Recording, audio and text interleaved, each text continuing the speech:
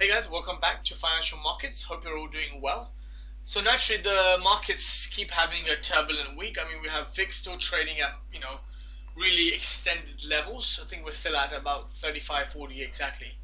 And usually the trading ranges are where it's always normally dead is between 12 to 20. So I thought it'd be a good idea to keep giving an update on what we think is going to happen. Is this the start of the bear market? Is this now a recession? Is this going to be another squeeze upwards?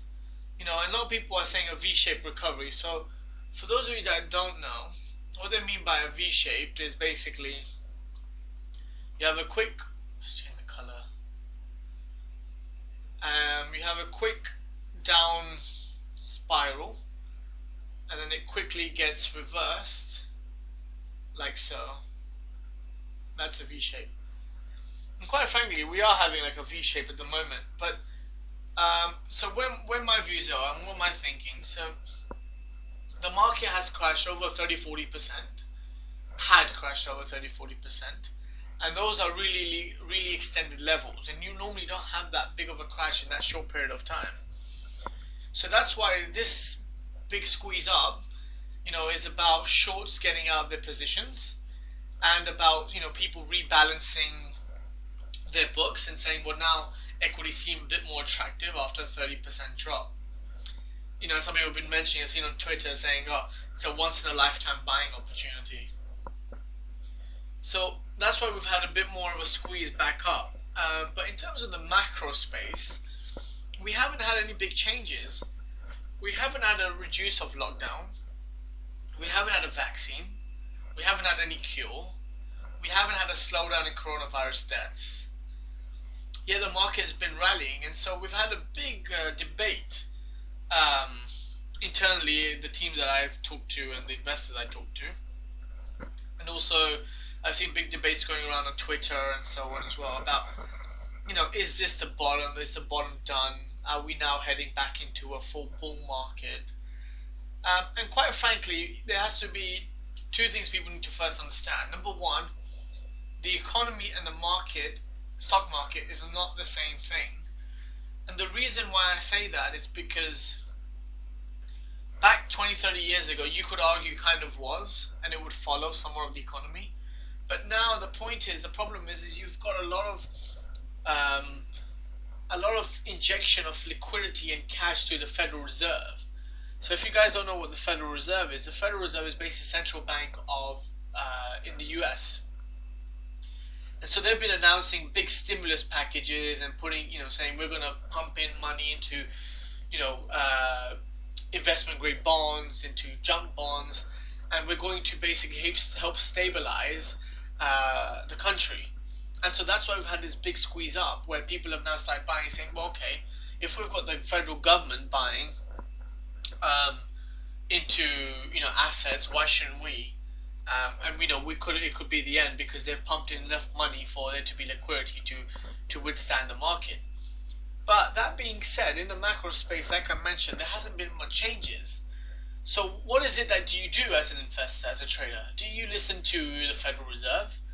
Do you then listen to to the actual real economy, or do what is the next view to do?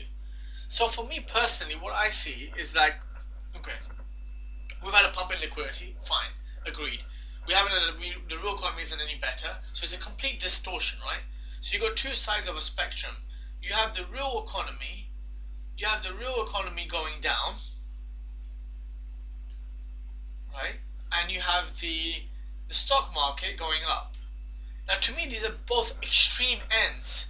So, because of that reason, I am not buying into this pump up of the stock market, and quite frankly, neither should anybody, especially the retail investor, because you could easily have a market where you have moments like these, where okay, it has a bit of up day, it has a few down days, and it just keeps being volatile and just doesn't go anywhere because the market's trying to stabilize and say, well, what we think is maybe fair value for now, but what is actually going to happen?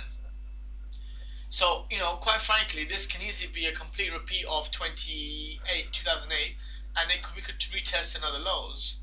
You know, we could go back, and the minute we retest those lows, I think it's Armageddon. If we retest these lows that we had in, I think, March of 23rd of March, that's it.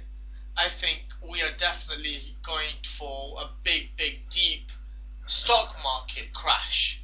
I don't think the crash has been cemented just yet. Even though it's been deep and it's done its piece in that short time frame, I think we're going to retest these lows and we're going to go down a lot further away. And my target on the S&P is around 1700. That's my target. I know it sounds really extreme from where we are today, but that is my target on the S&P. And in what time frame am I thinking? I am thinking 18 months. So 18 months from now, I think in that time frame we could have a drop and we could get to 1700. And the reason why is because the market will start retesting liquidity the minute things start stabilizing. Because right now we've had earnings come out for companies that are looking at the last 2 3 months, and they haven't been so bad because they just got the last end of the coronavirus. So they've been okay, and so companies have been rallying. But the next results we get, so in 3 months' time for this quarter, it's going to be havoc. It's going to be companies reporting revenue down 20, 30, even 50% for some of them. And that is just going to reinforce to people that shit, things are actually real. And right now people have figured that out. And that's why I'm going to be playing quite big. Not now, I'm going to allow this liquidity piece to play out.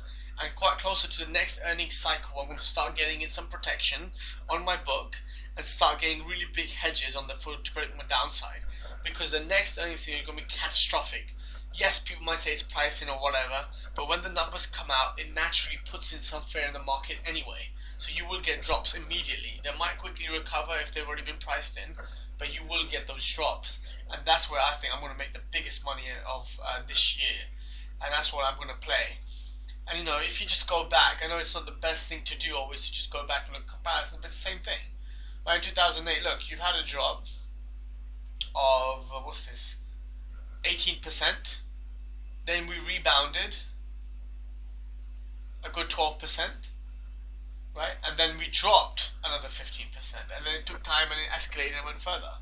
So from the initial drop, which was in March 08, it took us another year to reach the actual bottom. So things do take time. So I think it's important to understand that and not to buy into this market and use this opportunity to sit on the sideline and keep some cash available to see how it plays out. So yeah, so be safe, take care, and I'll see you guys in the next one. Bye.